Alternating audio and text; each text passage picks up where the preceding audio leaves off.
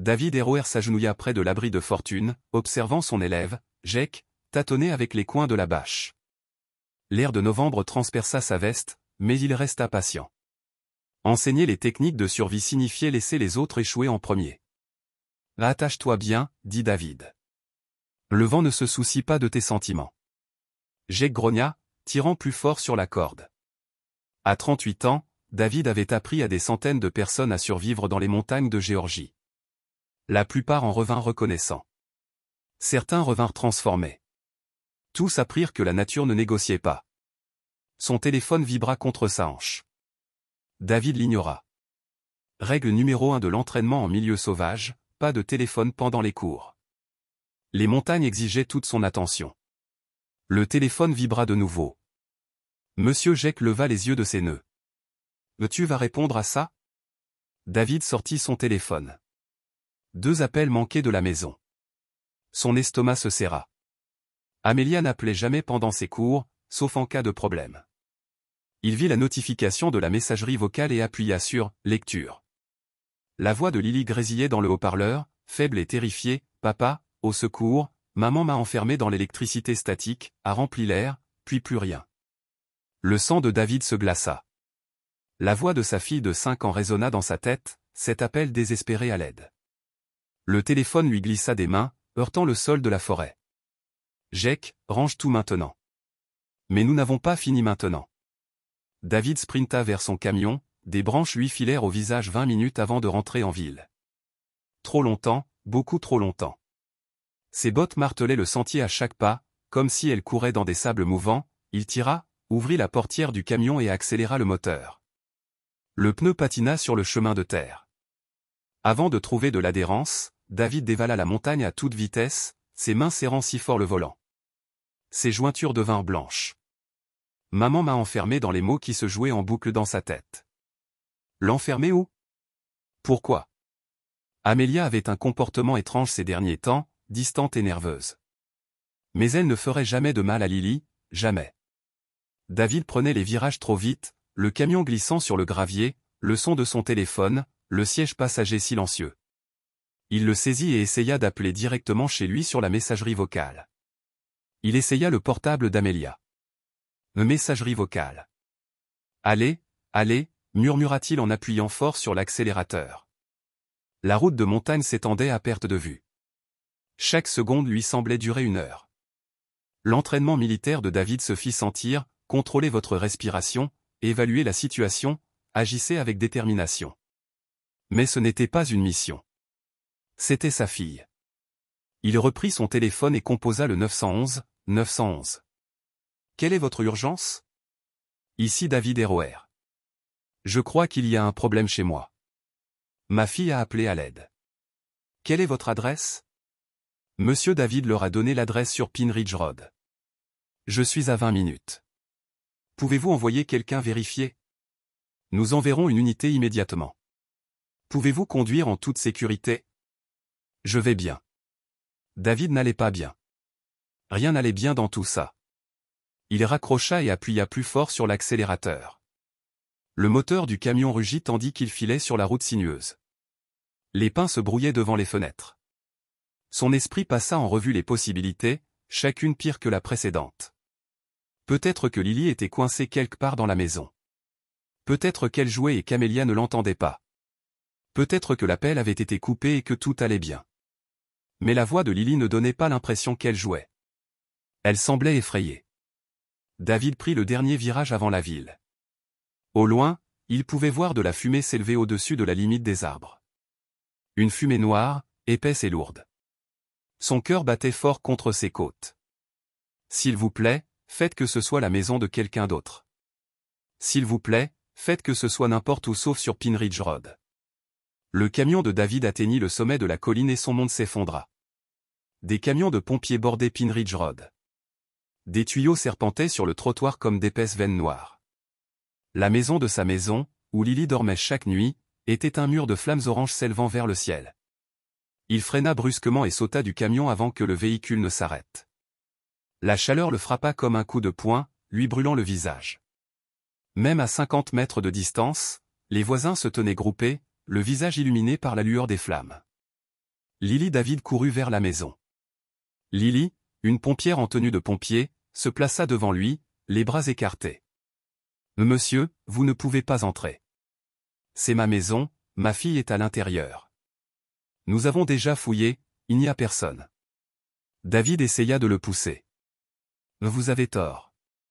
Elle m'a appelé il y a 20 minutes. » 2 autres pompiers arrivèrent pour l'aider à le maîtriser. David lutta contre leur emprise, les yeux fixés sur les flammes qui dévoraient la fenêtre de la chambre de sa fille. « Monsieur, calmez-vous, » dit le premier pompier. « Comment vous appelez-vous ? » David ROR, c'est ma maison. Ma fille de 5 ans, Lily, habite ici. L'expression du pompier s'adoucit. Je suis le capitaine Maurice. Nous avons fait un ratissage complet. À notre arrivée, la maison était vide. Elle était là. David a sorti son téléphone, les mains tremblantes. Écoutez. Il a écouté la messagerie de Lily. Les pompiers ont échangé des regards. Quand avez-vous reçu cela ? Le capitaine Maurice a demandé, il y a 30 minutes, peut-être 35. Et où donniez-vous un cours de survie à Bermuda ? Le capitaine Maurice a fait un signe de tête à l'un de ces hommes qui parlait dans sa radio. David n'a pas pu comprendre les mots à cause du rugissement des flammes et du ruissellement de l'eau. Monsieur ROR, votre femme est-elle à la maison ? Je ne sais pas. Ce devrait être Amelia. C'est ma femme. Elle travaillait à domicile la plupart du temps. David a regardé autour de lui avec frénésie. La foule de voisins l'observait avec un mélange de sympathie et de curiosité. Madame Patterson, la voisine d'un accent grave côté, a attiré son regard, Emma. Il s'est dirigé vers elle en courant. Avez-vous vu Amelia et Lily partir ? Madame Patterson a secoué la tête, ses cheveux gris ébouriffés par le vent. J'ai vu de la fumée vers 15h30, j'ai immédiatement appelé les pompiers, mais je n'ai vu personne sortir. Tu ne les as pas vus partir plus tôt ? Non, chérie, j'ai travaillé dans mon jardin tout l'après-midi. J'aurais remarqué que David avait la poitrine serrée s'il n'était pas parti et qu'il n'était pas à l'intérieur quand l'incendie a commencé. Où était-il ? Le capitaine Maurice s'est approché de Monsieur ROR. Nous devons vous poser quelques questions. Les avez-vous trouvés ? Pas encore, mais nous avons fait appel à des équipes de recherche supplémentaires. Pouvez-vous me parler d'éventuels problèmes récents à la maison ? Disputes, menaces, quelque chose d'inhabituel ? David fixait les flammes. Son esprit était lent, comme s'il réfléchissait dans la boue. Amelia a été stressée ces derniers temps, à cause du travail, mais rien de grave. Des problèmes financiers ? Votre femme n'a pas pu mentionner qu'elle avait emmené votre fille aujourd'hui. David a secoué la tête. Elle me l'aurait dit et Lily aurait été ravie. Elle me raconte tout. Le toit de sa maison gémit et s'effondra vers l'intérieur, projetant des étincelles dans le ciel qui s'assombrissait. David regarda la chambre de sa fille disparaître dans les flammes. Ses peluches, ses livres, ses dessins scotchés au mur, tout avait disparu, Monsieur ROR. Le capitaine Maurice lui toucha l'épaule. Y a-t-il un autre endroit ? Votre femme a peut-être emmené votre fille. Les amis de la famille ? Amelia n'a pas de famille à proximité. Sa mère vit à Atlanta, mais elles ne s'entendent pas. Et les amis ? David essaya de croire qu'Amelia avait des connaissances du travail, mais pas d'amis proches. Elle préférait rester à la maison avec Lily, disant que les autres étaient trop compliqués. Je ne pense pas, dit-il. Finalement, son téléphone sonna. David le décrocha, espérant voir le nom d'Amelia. Au lieu de cela, c'était sa sœur, Tessa. David. Oh mon Dieu, je viens d'apprendre. Vous allez bien ? Elles sont parties, Tessa, Lily et Amelia. Personne ne sait où elles sont. Que voulez-vous dire par disparu ? David expliqua le message vocal, l'incendie, la maison vide. Tessa écouta sans interrompre. Je viens d'Atlanta en voiture. Elle dit, tu as appelé papa. Pas encore, je l'appellerai David. Et écoute-moi, tout ira bien. Il y a une explication à tout ça. David voulait la croire, mais là, à regarder sa vie brûler, rien ne semblait aller. Ok. Le shérif adjoint s'approcha, carnet à la main. David le reconnut, Eljan Wade, un type qu'il connaissait depuis le lycée. La voix de David Eljan était soigneusement neutre. J'ai besoin d'une déclaration de ta part. Les as-tu retrouvés? Pas encore, mais on cherche. Eljan ouvrit son carnet. Parle-moi de ce matin. À quelle heure es-tu parti travailler? Vers 7 heures, Lily dormait encore. Amelia me prépara un café. Ah, comment était-elle, pensa David. Amelia était restée silencieuse au petit déjeuner, mais ce n'était pas inhabituel ces derniers temps. Elle l'avait embrassé au revoir et lui avait dit d'être prudent sur les routes de montagne. Normal, dit-il, peut-être un peu fatigué. Des disputes récemment? Non, David regarda Eljan d'un air sévère. Pourquoi me demandes-tu ça? J'essaie juste d'avoir une idée complète. Eljan prit note. As-tu essayé de l'appeler sur son portable? Va directement sur la messagerie. On a détecté son téléphone. La dernière fois que je l'ai vu, c'était ici, à la maison, vers 14 heures, 2 heures avant le début de l'incendie. David réfléchit à toutes les possibilités. Si le téléphone d'Amelia était à la maison à 14 heures, mais qu'elle et Lily n'étaient pas là quand l'incendie s'est déclaré, peut-être que quelqu'un les a prises. David dit. Eljan nota quelque chose. Y a-t-il une raison pour laquelle quelqu'un voudrait faire du mal à ta famille? Non, tout le monde aime Lily et Amelia reste la plupart du temps discrète. Et ton entreprise? Des clients mécontents? Des disputes d'argent? David secoua la tête. Les gens me paient pour leur apprendre des compétences qui pourraient leur sauver la vie. Ils ne se plaignent généralement pas. L'incendie était enfin maîtrisé, mais la maison était une perte totale. Des poutres calcinées saillaient comme des os brisés. Une odeur de fumée et de plastique fondu flottait lourdement dans l'air. David se retourna et vit le camion de son père s'arrêter. Grady Roar en sortit. Le visage buriné, sombre à 72 ans, le vieil homme se mouvait toujours comme le marine qu'il était il y a 50 ans. Son fils, Grady, serra David dans ses bras. Tessa me dit, un mot, rien. Grady regarda les ruines fumantes de la maison. On les retrouvera. Ce n'était pas une promesse, c'était un constat. Grady Roar ne faisait pas de promesses qu'il ne pouvait tenir. L'adjoint Wade ferma son carnet. David, j'ai besoin que tu viennes au poste demain matin. Nous aurons d'autres questions une fois que le chef des pompiers aura terminé son enquête. Quel genre de questions? Procédure standard dans ce genre de cas? David n'aimait pas cette idée. Des cas comme celui qu'Eljan lui présenta, des incendies de maisons où des résidents sont portés disparus. David passa la nuit chez son père, les yeux rivés au plafond et vérifiant son téléphone toutes les 2 ou 3 minutes. Pas d'appel, pas de SMS, pas de nouvelles d'Amelia ni de Lily. Tessa arriva vers minuit avec un sac de vêtements et l'air sombre. Elle serra David dans ses bras sans rien dire. Parfois, le silence valait mieux que des paroles creuses. 8h26 du matin, le téléphone de David sonna. Il décrocha avant la fin de la première sonnerie. Monsieur ROR, ici l'adjoint Wade. Nous avons besoin que vous veniez à l'hôpital. Le cœur de David s'est arrêté. Les avez-vous trouvés? Votre femme est là. Elle vous demande. David était habillé et dans son camion en moins de 2 minutes. Grady et Tessa le suivirent dans la camionnette du vieil homme. L'hôpital n'était qu'à 10 minutes, mais David brûla 3 feux rouges pour s'y rendre. Il fonça par les portes des urgences et trouva Eljan qui l'attendait. Où est-elle? Demanda David. Chambre 3. Mais, David, je dois vous prévenir. David le poussa et ouvrit brusquement la porte de la chambre 3. Amelia était assise sur la table d'examen, vêtue d'une blouse d'hôpital. Des bleus violets couvraient ses bras et son cou. Sa lèvre était fendue et son œil gauche était gonflé et fermé. Oh mon Dieu! David se précipita à ses côtés. Que s'est-il passé? Où est Lily? Amelia tressaillit lorsqu'il la prit dans ses bras. Ne me touche pas. David s'arrêta, confus. Amelia, c'est moi, tu es en sécurité maintenant. Elle le regarda de son œil valide et David vit quelque chose qui le glaça de peur. Elle avait peur de lui. Où est Lily? Demanda-t-il à nouveau. Le visage d'Amelia se décomposa. Je ne sais pas. Nous avons été séparés comment? Que s'est-il passé? Un médecin entra dans la pièce, une jeune femme au regard bienveillant et aux épaules fatiguées.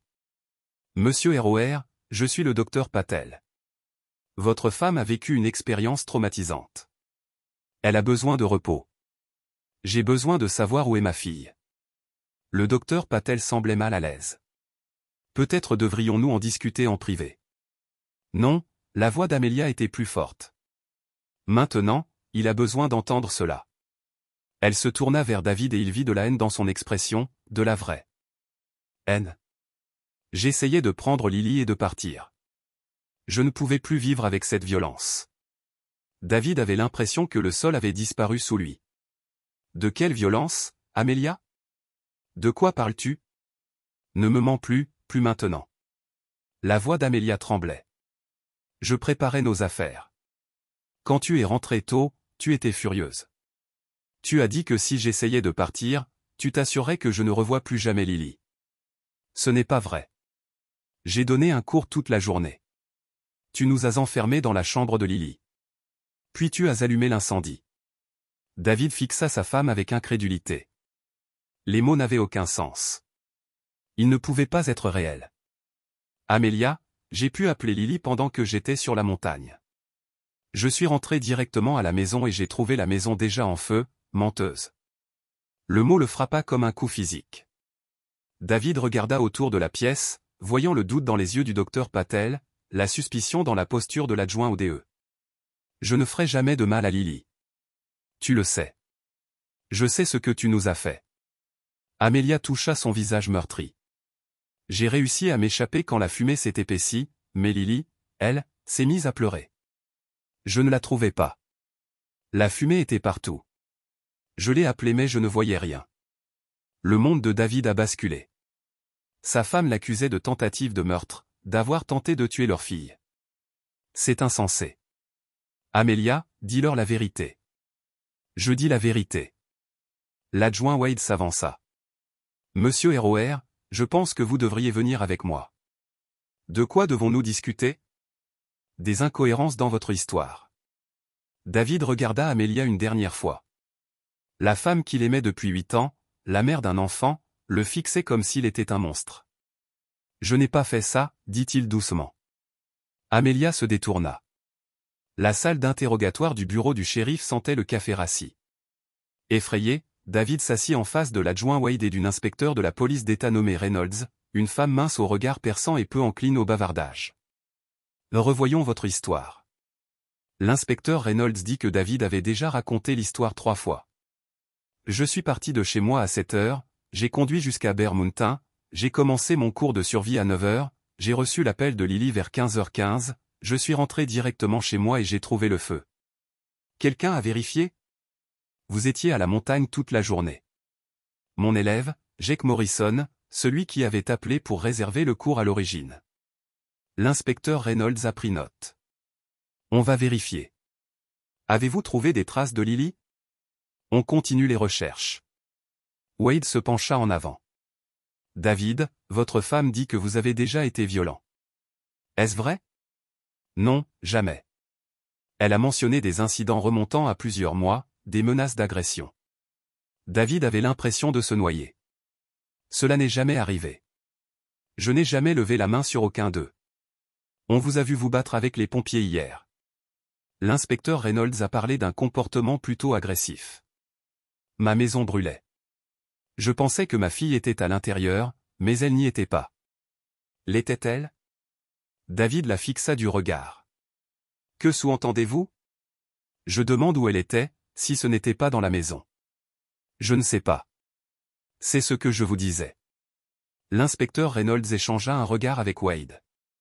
Monsieur ROR, nous vous plaçons en état d'arrestation pour incendie criminel et meurtre présumé. Ces mots ont frappé David comme un coup de massue, meurtre. Vous n'avez même pas retrouvé de corps. Votre fille est portée disparue et présumée morte. Votre femme a échappé de justesse à la mort et vous étiez le seul à avoir un mobile et une opportunité. Quel mobile? Votre femme vous quittait, emmenant votre fille. C'est un mobile assez fort pour certains hommes. David s'est levé si vite que sa chaise est tombée. Je mourrais plutôt que de blesser Lily. Asseyez-vous, monsieur ROR, 2 policiers apparurent à la porte. David réalisa qu'il tremblait, non pas de peur, mais de rage. Quelqu'un avait détruit sa famille et essayait de le lui faire porter. Je veux un avocat, dit-il, choix judicieux. Ils lui lurent ses droits et le conduisirent en cellule. David s'assit sur les 3 lits de camp et tenta de comprendre ce qui se passait. Hier matin, il avait embrassé sa femme et écouté sa fille ricaner à propos d'un truc à la télé. Et voilà qu'Amelia l'accusait d'avoir tenté de les assassiner toutes les deux. L'Amelia qu'il connaissait ne mentirait pas sur un sujet pareil. Elle était d'une honnêteté irréprochable, presque douloureusement sincère. Si elle disait qu'il avait été violent, elle le croyait. Mais David savait avec une certitude absolue qu'il ne lui avait jamais fait de mal ni menacé, ce qui signifiait que quelqu'un l'avait convaincu qu'il était dangereux ou la forçait à mentir. 48 heures plus tard, l'avocat commis d'office de David obtint sa libération. L'État n'avait pas assez de preuves pour le retenir, pas de corps, aucune preuve matérielle le reliant à l'incendie, et Jake Morrison a confirmé que David était sur la montagne lorsque l'incendie a commencé. Mais le mal était fait. La nouvelle s'était répandue dans leur petite ville comme une traînée de poudre. David Heroer avait incendié sa propre maison et assassiné sa fille. Certains y croyaient, d'autres n'en étaient pas sûrs. Personne ne voulait prendre de risques. Grady et Tessa l'ont récupéré à la prison en silence. David regardait par la fenêtre tandis qu'il traversait la ville. Les gens sur les trottoirs se retournaient pour le fixer. Quelques-uns ont fait un signe, ça va passer. Tessa a finalement dit, n'est-ce pas? Les gens te connaissent, David. Ils savent que tu ne ferais jamais de mal à Lily. Mais David n'était plus sûr que cela ait encore de l'importance. La perception devenait réalité et la perception était qu'il était un tueur d'enfants. Ils se sont rendus chez Grady, à la périphérie de la ville. Le vieil homme avait transformé son garage en chambre d'amis des années auparavant, à l'époque où David était en instance de divorce avec sa première femme. Maintenant, ça servirait de refuge pendant que David chercherait à prouver son innocence, dit David en arrivant dans l'allée. Trouver qui? Demanda Tessa à Lily et à celui qui l'a enlevé, car quelqu'un l'a fait. Lily est vivante quelque part. Je vais la retrouver. Grady coupa le moteur et fit demi-tour. Comment sais-tu qu'elle est vivante? Parce que je dois y croire, sinon, la voix de David s'éteignit. Si Lily était morte, autant qu'il le soit. 2 ou 3 jours plus tard, Tessa frappa à la porte du garage avec du café et de mauvaises nouvelles. Amelia a demandé une ordonnance restrictive, dit-elle en tendant une enveloppe en papier craft à David. Tu ne peux pas t'approcher à moins de 150 mètres d'elle. David lut les documents juridiques. Amelia prétendit qu'il la harcelait, l'appelait, la menaçait par des intermédiaires. Ce ne sont que des mensonges, mais le juge avait quand même signé l'ordonnance. Ce n'est pas tout. Tessa a dit qu'elle séjournait chez sa mère à Atlanta et a accordé une interview à Channel 5 News. David avait l'estomac noué. Quel genre d'interview? Tessa a sorti son téléphone et a montré la vidéo. Amelia était assise dans un salon élégant, ses bleus maquillés mais toujours visibles. Elle portait une robe noire classique et parlait d'une voix calme et posée. « J'aurais dû partir plus tôt, disait-elle. Tous les signes étaient là, la colère, le contrôle, les menaces. Mais je n'arrêtais pas de penser qu'il changerait. Je n'arrêtais pas de penser à l'amour que Lily portait à son père. » La présentatrice, une blonde au regard compatissant, s'est penchée en avant. « Et qu'est-ce qui vous a finalement décidé à partir? » Il a dit, « Si jamais j'essaie de lui enlever Lily, il nous tuera tous les deux. » Je savais qu'il était sérieux. David se sentait mal. Amelia était une menteuse convaincante, car elle semblait croire chaque mot. Sa douleur était réelle, même si l'histoire ne l'était pas. « Je travaille sur quelque chose », a dit Tessa en reprenant son téléphone, suivant l'argent.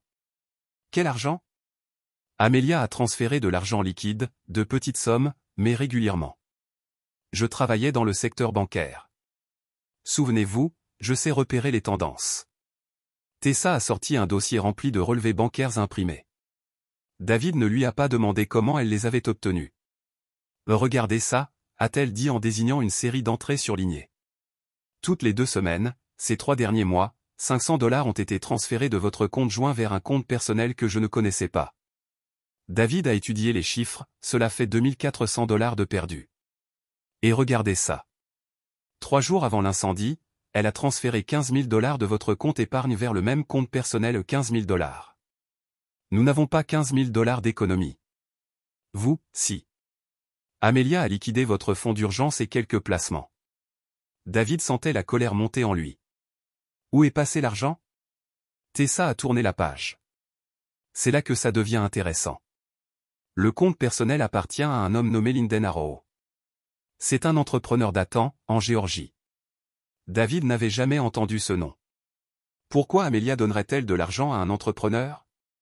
Bonne question, j'ai fait quelques recherches. Linden Arrow, 32 ans, possède une petite entreprise de construction, sans casier judiciaire, mais sa licence commerciale a été suspendue l'année dernière pour travail bâclé. Il avait donc précisément besoin d'argent et votre femme avait de l'argent à lui donner. David fixa les relevés bancaires. C'était la première preuve tangible que quelque chose de plus grave se tramait. Amelia ne l'avait pas seulement accusé de violence. Elle préparait quelque chose depuis des mois. Il y a plus, dit Tessa. J'ai trouvé son adresse. Elle tendit à David un bout de papier avec une adresse à Hatton, à environ 2 heures au sud. David le mémorisa et le lui rendit. À quoi penses-tu? Demanda Tessa. David pensait à la voix de Lily sur ce message, à sa fille appelant à l'aide pendant qu'on l'enfermait quelque part, à l'arrivée opportune de sa femme à l'hôpital avec des bleus frais et une histoire parfaite. Je pense qu'Amelia n'est pas la victime ici, dit-il.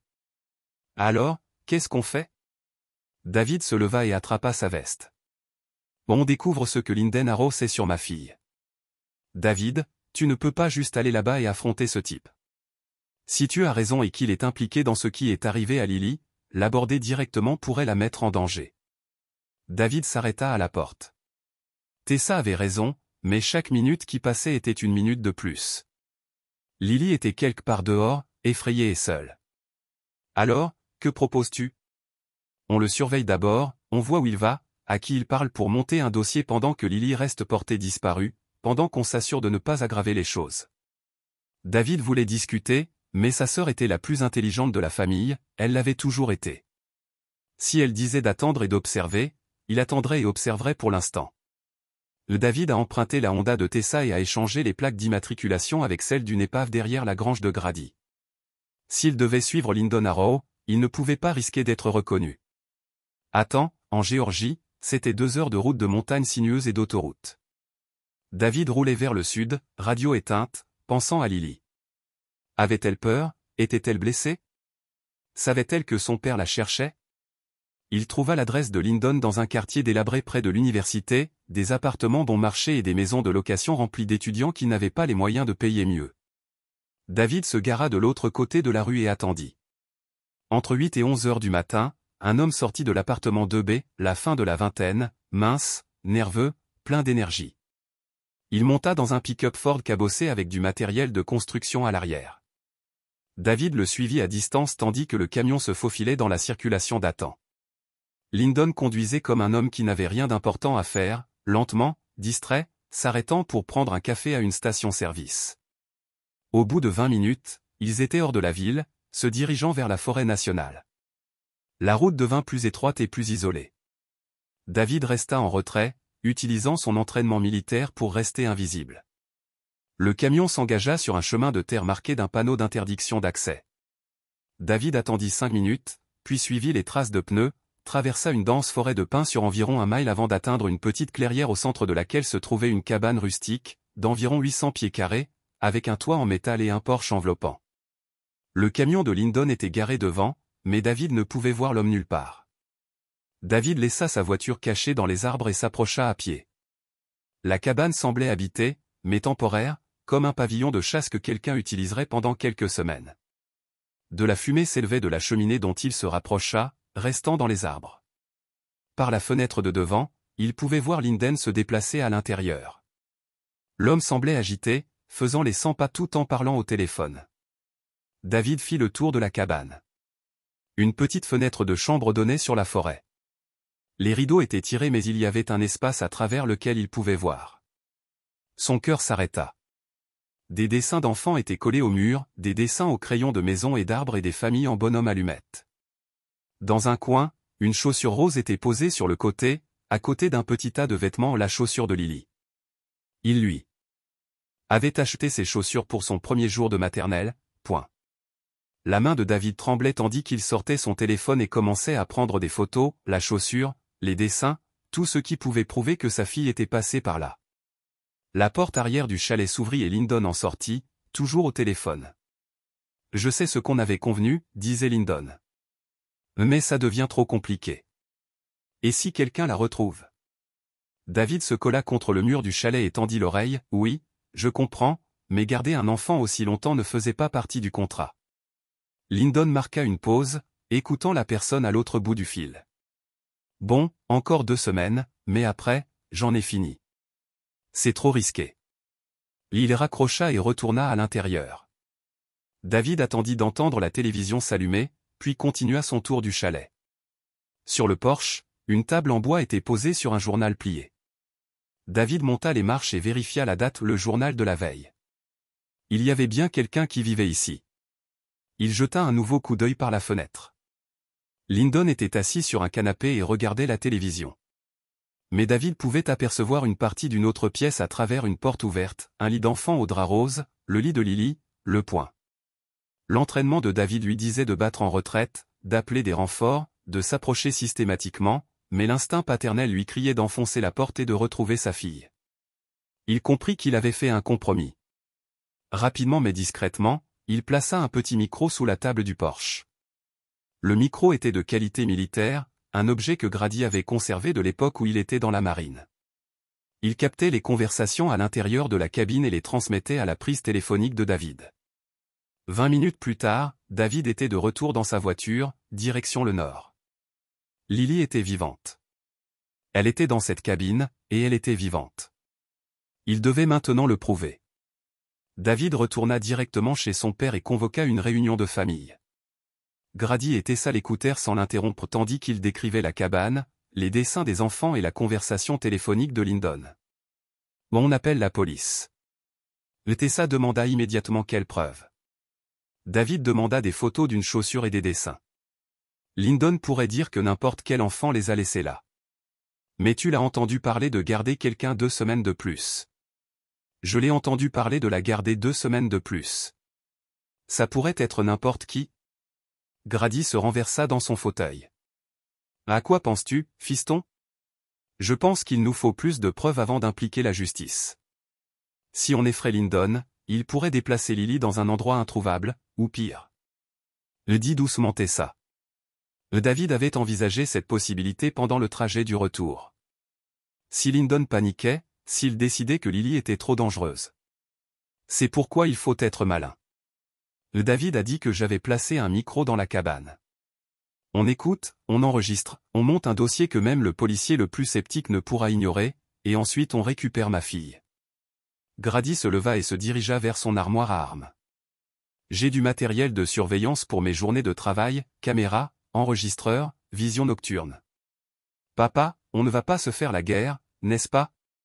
Le vieil homme tourna les yeux avec force. Quelqu'un a enlevé ta petite fille et a essayé de te faire accuser de meurtre. Ça me fait penser à la guerre. David ne pouvait pas contredire cette logique. Ils passèrent l'heure suivante à planifier. Tessa continuerait à suivre la piste de l'argent, à la recherche de liens entre Amelia et Lyndon. Grady utiliserait ses contacts et les forces de l'ordre pour enquêter discrètement sur les antécédents de Lyndon. David surveillerait le micro et planifierait une mission de reconnaissance jusqu'au chalet. Tessa dit autre chose en terminant. J'ai fait des recherches sur la famille d'Amelia. Pendant ton absence, elle a sorti son ordinateur portable et leur a montré un article de presse datant d'il y a 5 ans. Le titre disait « La fille d'une mondaine d'Atlanta accusée de violence conjugale ». David lut l'article 2 fois. Amelia avait été arrêtée pour avoir agressé son petit ami de l'époque avec un couteau de cuisine. Les charges ont été abandonnées après que la victime se soit rétractée et ait quitté la ville. Soudain, sa mère l'a payé. Tessa a dit que Sinclair avait beaucoup d'argent et une réputation à protéger. Elle a déjà fait ça. Fait quoi? Nettoyer les dégâts d'Amelia. Il y a 3 autres incidents. J'ai découvert que les accusations avaient disparu.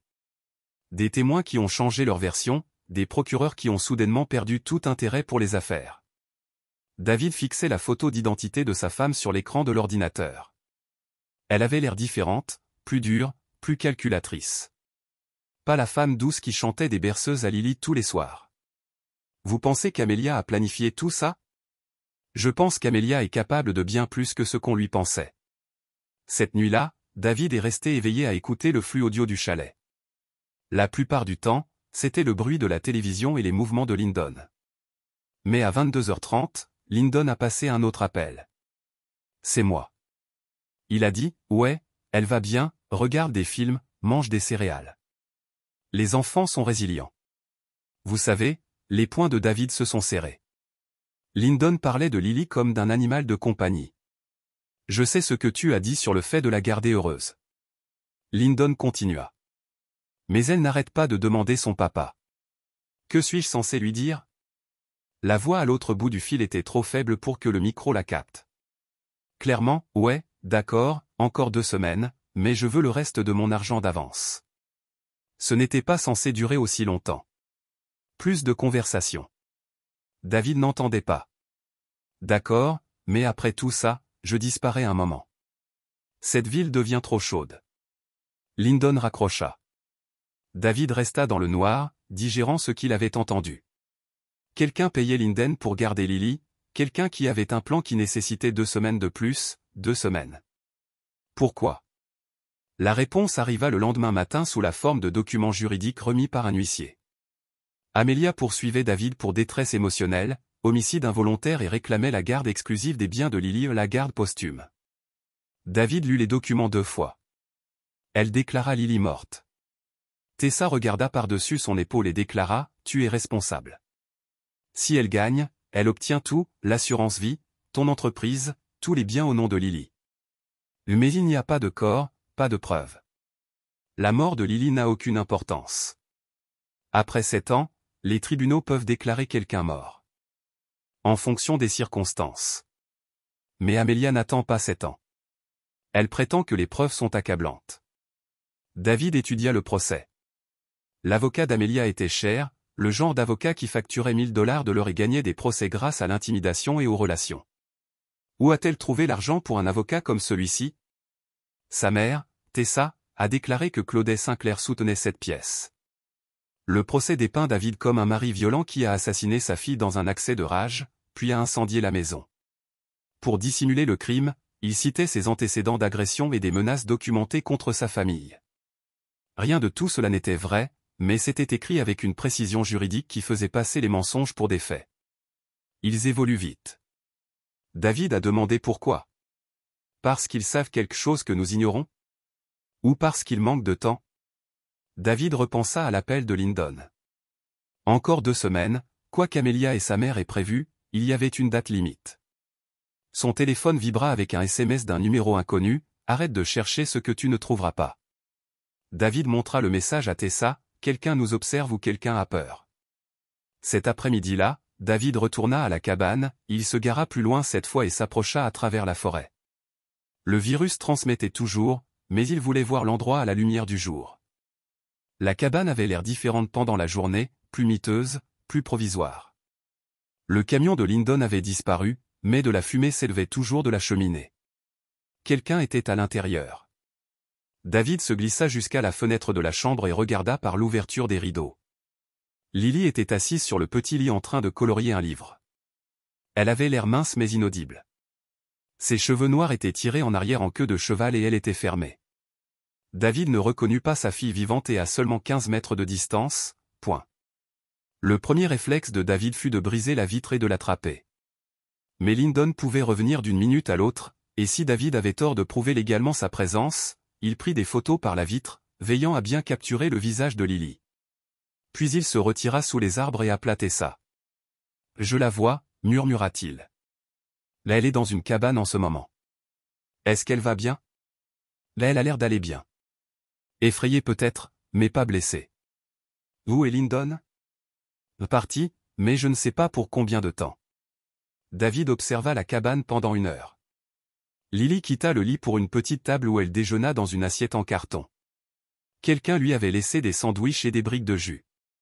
À 15 heures, le camion de Lyndon entra dans la clairière. David s'enfonça plus profondément dans la forêt, mais continua d'observer. Lyndon entra et en ressortit 20 minutes plus tard avec un sac poubelle. Il le jeta à l'arrière de son camion et repartit. David attendit que le bruit du moteur s'estompe, puis s'approcha du chalet. Le sac poubelle avait disparu, mais il pouvait voir des traces de pneus fraîches dans la boue. Lyndon prenait soin de les jeter. Aucune trace n'a été laissée. Le micro a capté un son provenant de l'intérieur de la cabine. La voix de Lily, faible mais claire. « Quand est-ce que papa vient me chercher ?» Pas de réponse. Elle était seule à l'intérieur.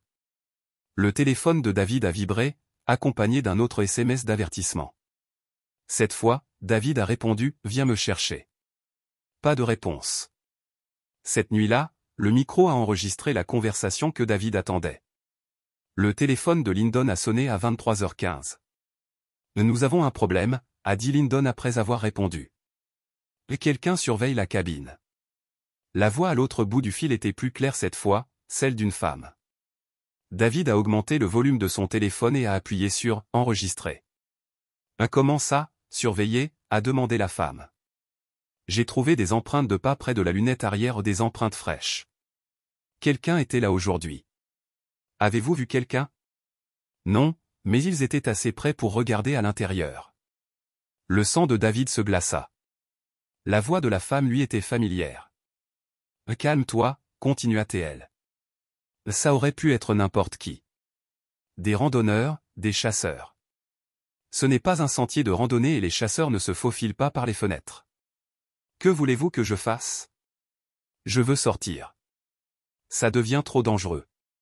Vous êtes bien payé pour gérer un peu de danger. Je n'ai pas signé pour tuer un enfant. » Il y eut un long silence lorsque la femme reprit la parole.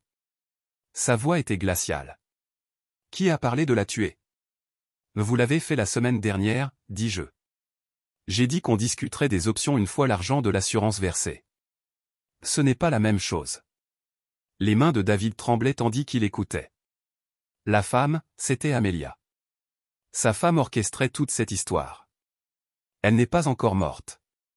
Amelia continua, gardez-la cachée. Encore 2 semaines, l'assurance est remboursée et nous disparaissons. Et ensuite, qu'arrivera-t-il à l'enfant ? Ensuite, on verra ce qui est le mieux pour tout le monde. David en avait assez. Il appela Tessa et lui fit écouter l'enregistrement. Oh mon Dieu ! Tessa murmura, c'est bien elle. C'est elle, il faut appeler la police immédiatement. C'est la preuve d'un complot d'enlèvement et de fraude. C'est la preuve d'une conversation téléphonique. Amelia pourrait prétendre qu'elle parlait de n'importe quoi ou que l'enregistrement est faux, mais avec les virements bancaires et vos photos de Lily, ce n'est toujours pas suffisant. Il nous en faut plus. David resta silencieux un long moment, réfléchissant. Puis il sourit d'un air sombre. « Qu'est-ce que tu prépares » demanda Tessa. « Je vais leur donner de quoi s'inquiéter. » David passa la matinée suivante à rédiger un email depuis le téléphone jetable de Lyndon. Il avait trouvé le numéro en recoupant les journaux d'appel avec les archives publiques.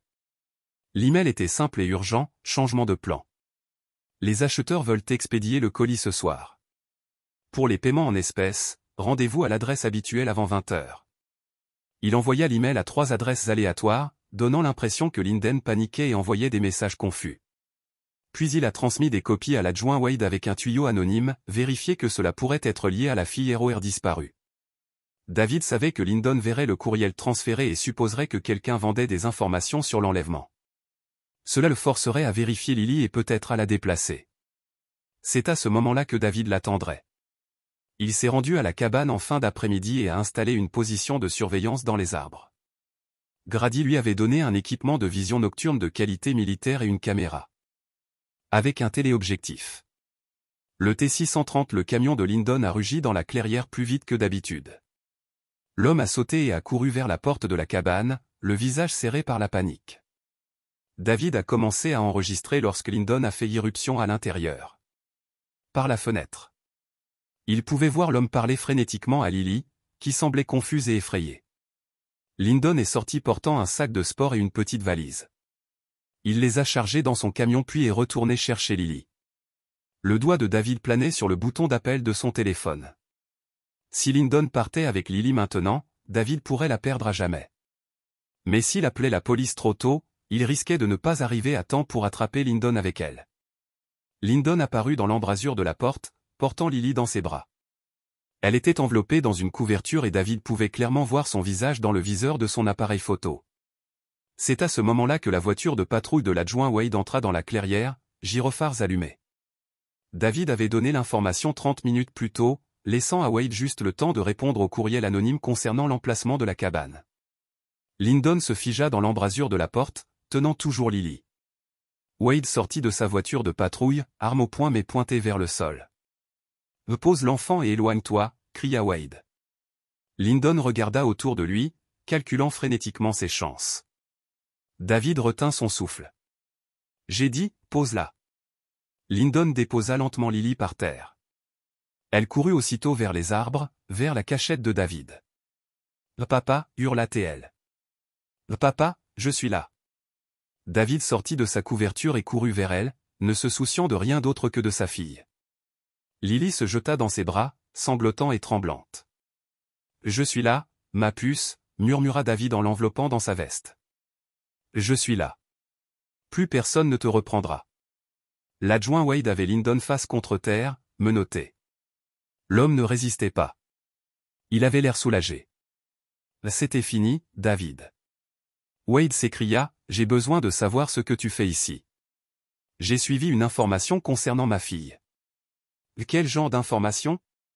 David sortit son téléphone et passa l'enregistrement de la conversation entre Lyndon et Amelia. Odeo écouta avec une stupéfaction croissante. « Est-ce ma femme qui admet avoir orchestré toute cette histoire ?» Wade regarda Lily, toujours accrochée à son père. « Il faut l'emmener à l'hôpital. S'assurer qu'elle va bien. » « Elle va bien. » David dit, « N'est-ce pas, ma puce ?» Lily hocha la tête contre sa poitrine. « Je savais que tu me trouverais, papa. Je savais que tu viendrais. » À l'hôpital, le docteur Patel a examiné Lily tandis que David lui tenait la main. La petite fille était déshydratée et en sous-poids, mais indemne. Elle a raconté au médecin qu'elle était restée au chalet de chasse avec l'homme gentil qui lui avait donné des livres de coloriage. « Mais quelqu'un vous a-t-il fait du mal ?» a demandé doucement le docteur Patel. Lily a secoué la tête. L'homme a dit, « Papa me cherchait. Il a dit, j'ai dû rester caché jusqu'à ce que ce soit sûr. » La mâchoire de David s'est crispée. Lyndon avait convaincu Lily qu'elle se cachait du danger, et non d'un enlèvement. L'adjoint Wade a interrogé Lily en présence d'un psychologue pour enfants. Elle a décrit sa mère l'amenant au chalet après lui avoir annoncé qu'il partait pour une aventure spéciale. « Maman a dit que papa était malade et qu'il pourrait me faire du mal », a dit Lily. Elle a dit que je devais rester avec un homme gentil jusqu'à ce que papa aille mieux. « Votre maman avait-elle l'air effrayée ?» a demandé le psychologue. Elle avait des bosses sur le visage. David et Wade ont échangé des regards. Les bleus avec lesquels Amelia était arrivée à l'hôpital. Les avait-elle causés à elle-même? Lyndon, quant à lui, parlait à qui voulait l'entendre. Confronté à des accusations d'enlèvement et à la possibilité d'une peine de prison à vie, il a tout raconté. Amelia l'avait contacté 3 mois plus tôt par l'intermédiaire d'une connaissance commune. Elle avait besoin de quelqu'un pour l'aider à disparaître avec sa fille. Elle prétendait que son mari était violent et qu'elle craignait pour leur vie. Le plan était simple, simuler un incendie, faire croire que David les avait tués tous les deux, puis faire profil bas jusqu'à ce que l'argent de l'assurance arrive. Amelia toucherait l'indemnité, Lyndon toucherait $50 000 et ils commenceraient tous deux une nouvelle vie quelque part au loin. Mais elle n'a jamais parlé de faire du mal à l'enfant. Lyndon a insisté. Elle a déclaré, « Nous la sauvions d'un père violent. » Et les bleus sur Madame R.O.R. demanda Wade. Elle les avait fait elle-même juste avant d'aller à l'hôpital. Utiliser un annuaire pour qu'il paraisse réel, sans causer de dommages permanents. Wade secoua la tête avec dégoût. Vous croyez à son histoire de maltraitance? Elle était convaincante et l'argent était bon. Qu'est-ce qui vous a fait changer d'avis?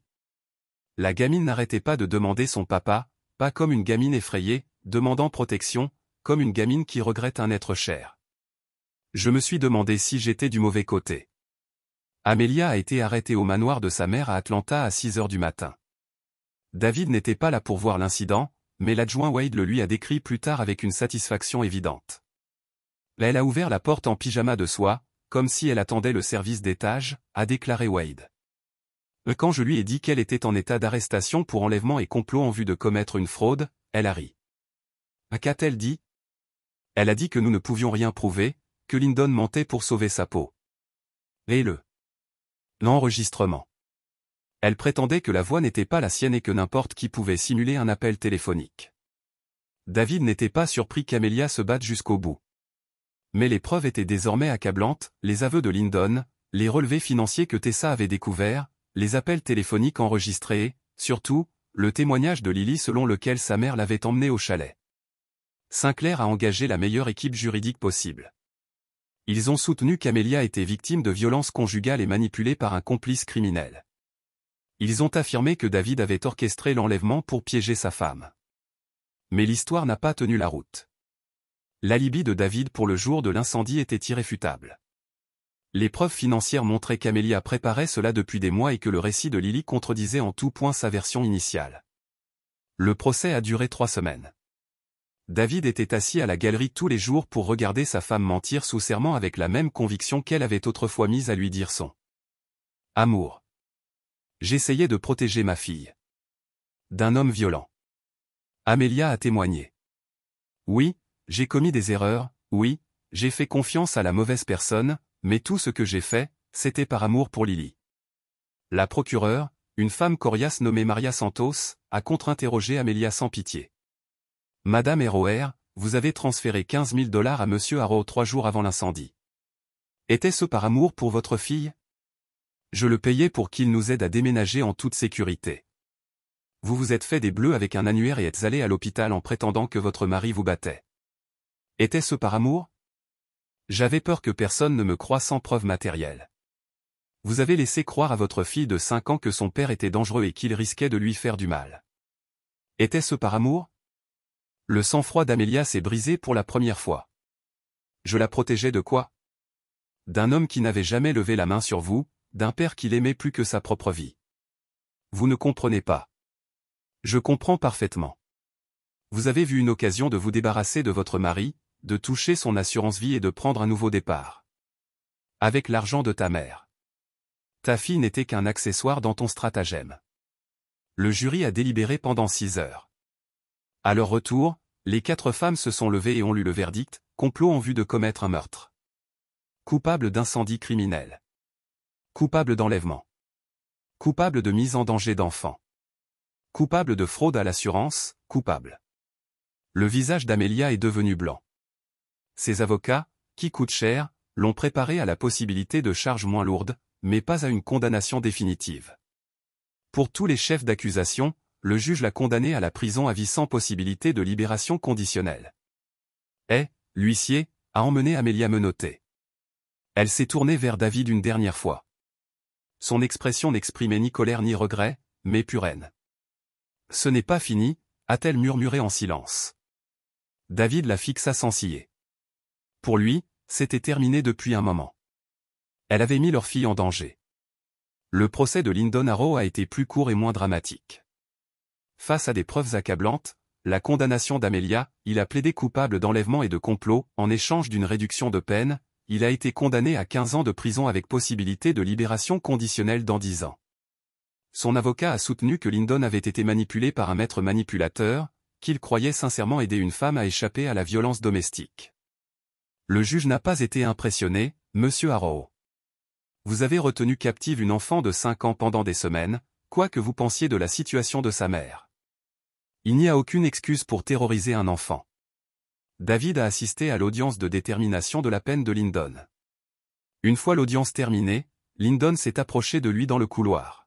« Je sais que vous ne pouvez probablement pas me pardonner, » a dit Lyndon doucement. « Mais je veux que vous sachiez que je ne lui aurais jamais fait de mal. Quand j'ai compris ce qui se passait vraiment, j'allais la laisser partir. » David regarda l'homme qui retenait sa fille prisonnière. « Tu allais la laisser partir. » Oui, je ne pouvais plus me regarder en face. Mais tu ne l'as pas laissée partir. Tu l'as gardée enfermée jusqu'à ce que la police la trouve. Le visage de Lyndon s'est assombri. J'avais peur. Je pensais que si je suivais le plan, tu penserais à toi, pas à une petite fille effrayée qui voulait son papa. David s'éloigna sans un mot. Les remords de Lyndon ne signifiaient rien. Les actes comptaient, pas les sentiments. Claudette Sinclair a tenté de prendre ses distances avec les crimes de sa fille, mais l'enquête avait révélé trop de preuves de son implication. Les relevés bancaires montraient qu'elle avait financé la défense juridique d'Amelia avant même la découverte de l'enlèvement. Les relevés téléphoniques ont révélé qu'elle avait été en contact avec Amelia tout au long des préparatifs. David a poursuivi Claudette pour complot civil et obstruction à la justice. Son avocat a soutenu que Claudette avait utilisé sa fortune et son influence pour lui permettre de le comportement criminel de sa fille depuis des années. C'est un schéma que l'avocat de David a présenté au jury.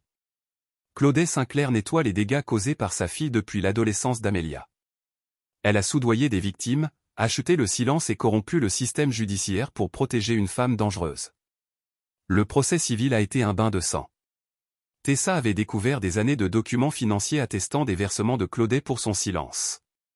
D'anciennes victimes des violences d'Amelia se sont manifestées pour témoigner des indemnisations reçues. Le jury a accordé à David 12 millions de dollars de dommages et intérêts, soit la quasi-totalité de la fortune de Claudette. En moins d'un mois, les avoirs de Claudette ont été gelés en attendant le paiement d'un jugement. Ses amis de la société l'ont abandonnée. Les conseils d'administration d'associations caritatives dont elle faisait partie ont discrètement demandé sa démission. Elle a complètement disparu d'Atlanta, emménageant apparemment dans un petit appartement en Floride sous un faux nom. David n'a pas eu pitié d'elle. Claudette avait élevé un monstre et passé des décennies à le protéger des conséquences. Maintenant, elle en subissait les conséquences. 6 mois après la condamnation d'Amelia, David a terminé la reconstruction de la maison de Pine Ridge Road. Il avait utilisé les mêmes fondations, mais avait tout conçu de toutes pièces, des fenêtres plus grandes, une sécurité renforcée, une pièce sécurisée cachée derrière le placard de Lily, au cas où il le dirait à Grady lorsque le vieil homme remettrait en question le système de sécurité coûteux. Tu crois qu'elle reviendra? Je pense qu'elle essaiera, peut-être pas cette année ni l'année prochaine, mais un jour, et je serai prêt. Lily se portait bien en thérapie. Elle faisait encore des cauchemars de temps en temps, mais ils étaient de moins en moins fréquents. Elle était retournée à la maternelle et s'était fait de nouveaux amis. Son institutrice avait dit qu'elle était remarquablement résiliente pour une enfant ayant vécu un tel traumatisme. Les enfants se remettent plus vite que les adultes, avait expliqué le docteur Patel. Lily sait qu'elle est en sécurité maintenant. C'est l'essentiel. David n'était pas sûr de se sentir un jour à nouveau complètement en sécurité. Chaque inconnu qui s'attardait trop près de l'école, chaque appel téléphonique inattendu, chaque ombre qui bougeait bizarrement à l'extérieur de la maison, tout cela déclenchait son système d'alerte. Mais Lily était à la maison. Elle était en bonne santé, heureuse et en sécurité. Voilà ce qui Tessa était retournée vivre. Définitivement dans les montagnes. Elle avait créé une agence d'enquête privée spécialisée dans les crimes financiers. Sa première affaire consistait à aider un autre père à retrouver les biens que son ex-femme avait cachés pendant leur divorce. Il s'avère que je suis douée pour suivre l'argent, dit-elle à David un soir au dîner. Je devrais peut-être remercier Amelia pour cette inspiration professionnelle. Grady avait officiellement pris sa retraite de son entreprise de sécurité, mais il passait quand même la plupart de ses journées chez David. Il s'était installé comme garde du corps officieux et surveillant des devoirs de Lily. Le grand-père Grady fait les meilleurs croque-monsieur, annonça Lily un soir, la bouche pleine de sandwichs. Meilleur que ceux de papa, demanda David d'un ton faussement offensé. Bien meilleur. Tu brûles toujours les bords. David rit. C'était bon d'entendre Lily, une enfant normale de 5 ans, se plaindre à nouveau du fromage grillé brûlé au lieu de demander quand les méchants reviendraient. 1 an après l'incendie, David était assis sur sa nouvelle véranda et regardait Lily jouer dans le jardin. Elle chassait les lucioles avec un bocal en verre, rigolant à chaque fois. Elle en a presque attrapé une que Tessa la rejoint avec 2 bières et le silence confortable de frères et sœurs qui avaient traversé l'enfer ensemble. Des nouvelles de la cour d'appel, demanda-t-elle. Finalement, elle a nié, Amelia reste en prison. Bien, ils ont bu leur bière et regardé Lily jouer. Le soleil se couchait derrière les montagnes, peignant le ciel en orange et rose. Tu penses parfois à lui rendre visite, demanda Tessa. Pourquoi ferais-je ça? La conclusion peut être des réponses. David secoua la tête. J'ai toutes les réponses dont j'ai besoin.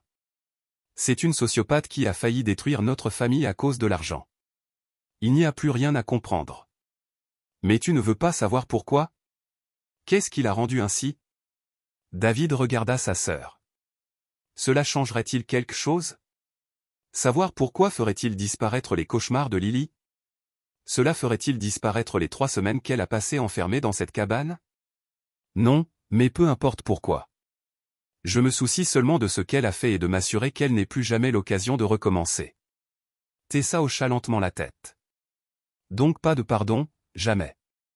Le pardon est pour ceux qui ont des regrets. Amélia ne regrette rien, sauf de s'être fait prendre. Ils restèrent assis en silence un moment. Lily avait attrapé 2 lucioles et leur expliquait à travers la vitre qu'elle les laisserait partir. Avant d'aller se coucher. Elle m'a demandé des nouvelles de maman hier. David dit doucement, que lui as-tu dit? La vérité, que maman a fait de très mauvais choix et doit vivre ailleurs. Comment l'a-t-elle pris? Elle dit qu'elle était triste, mais pas surprise, qu'elle savait que maman était différente. Après l'incendie, David termina sa bière et se leva. Lily tombe lâcha les lucioles. Sa fille courut avec son bocal. Elle dévissa le couvercle et regarda. De minuscules lumières scintillent dans l'obscurité croissante. Ils rentrent chez eux, auprès de leur famille, dit-elle. En fait, comme nous l'avons fait, répondit David en la prenant dans ses bras. Alors qu'ils entraient dans la maison, Tessa les appela. David, crois-tu que tu pourras un jour faire à nouveau confiance à quelqu'un? David s'arrêta sur le seuil, Lily chaude et solide dans ses bras. J'ai confiance en toi, j'ai confiance en papa, j'ai confiance en l'adjoint Wade, en Dr Patel et en l'institutrice de Lily. Mais, romantiquement, penses-tu que tu auras envie de réessayer un jour? David baissa les yeux vers sa fille qui s'endormait contre son épaule. Pour l'instant, j'ai tout ce qu'il me faut. Il porta Lily à l'intérieur et la borda dans son lit. Elle marmonna quelque chose à propos de Luciole, de papa et de sécurité à la maison. David l'embrassa sur le front et alluma sa veilleuse. De sa fenêtre, il pouvait voir l'endroit où leur ancienne maison avait brûlé. L'herbe nouvelle repoussait drue et verte. Bientôt, il n'y aurait plus aucune trace de l'incendie qui les avait presque détruits. Mais David, souviens-toi. Il se souviendrait de la peur dans la voix de Lily quand elle appelait à l'aide. Il se souviendrait du bruit des flammes dévorant leur vie. Il se souviendrait du visage de sa femme alors qu'elle mentait pour le détruire, et il ne pardonnerait jamais, jamais. Parce que certaines choses étaient trop brisées pour être réparées, certaines trahisons blessaient trop profondément pour guérir. Certaines personnes méritent de pourrir dans les cages qu'elles s'étaient construites. David éteignit la lumière de Lily et alla vérifier les serrures de toutes les portes. Puis il les vérifia à nouveau. Certaines habitudes ont la vie dure. Certaines vigilances durent éternellement, et parfois c'est exactement comme ça que ça devrait être.